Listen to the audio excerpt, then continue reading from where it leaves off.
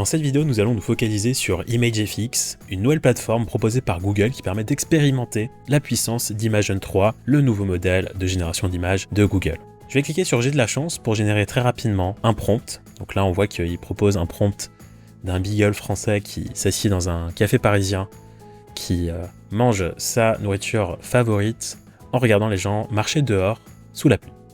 Donc là, on voit que l'image est reproduite à la perfection.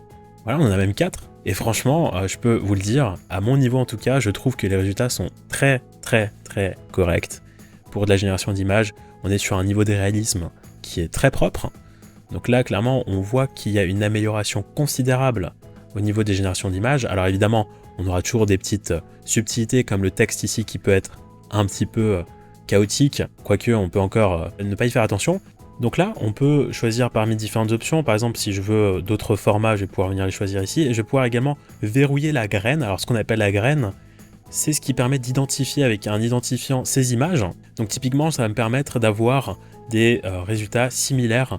Donc là, si je modifie beagle par cat, et donc je vais générer un chat cette fois-ci, typiquement, on va avoir un résultat qui est plus ou moins similaire. Donc ce qui permet vraiment un contrôle approfondi de la scène ou de la génération, pour faire en sorte qu'on ait plus ou moins les mêmes éléments dans notre image, avec la même colorimétrie et à peu près le même style. Évidemment, je vous invite à manipuler au maximum le produit, à venir modifier le prompt et à vous familiariser avec, et vous allez voir qu'on peut faire vraiment une génération d'images très avancée, évidemment pour ensuite télécharger l'image et l'exploiter ailleurs.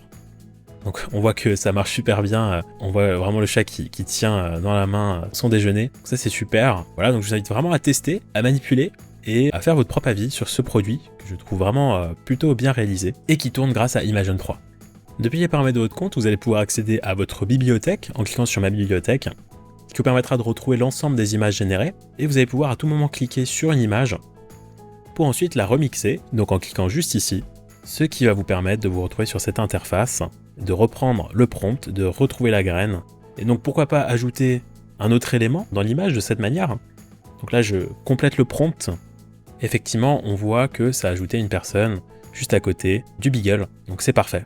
On voit qu'on peut vraiment venir manipuler les images.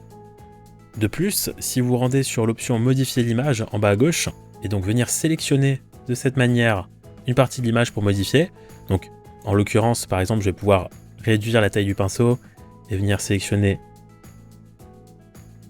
les assiettes. Et donc, je lui demande d'ajouter 2 boissons sur la table, plutôt que de mettre les plats. Donc là, clairement, on va venir ajouter 2 boissons. Donc on peut vraiment venir modifier une image existante avec cet outil de pinceau, de inpainting, c'est comme ça qu'on l'appelle dans le jargon technique. On a plusieurs résultats. L'idée, c'est de prendre le résultat qui est le plus concluant et d'itérer jusqu'à obtenir un résultat qui soit vraiment propre. Donc là, on voit que c'est pas mal, mais ce n'est pas parfait au niveau de cette boisson. Ou quoique, c'est peut-être un verre plus petit tout simplement, hein. Peut-être qu'on pourrait accepter cela comme ça. Mais rien ne vous empêche de tester, d'itérer et de le faire autant de fois que nécessaire. Et n'oubliez pas que ImageFX reste un produit expérimental, donc il peut y avoir des bugs. Mais l'idée c'est vraiment de pouvoir tester avant la sortie finale sur les produits de Google, lorsque on pourra effectivement faire ce genre de manipulation.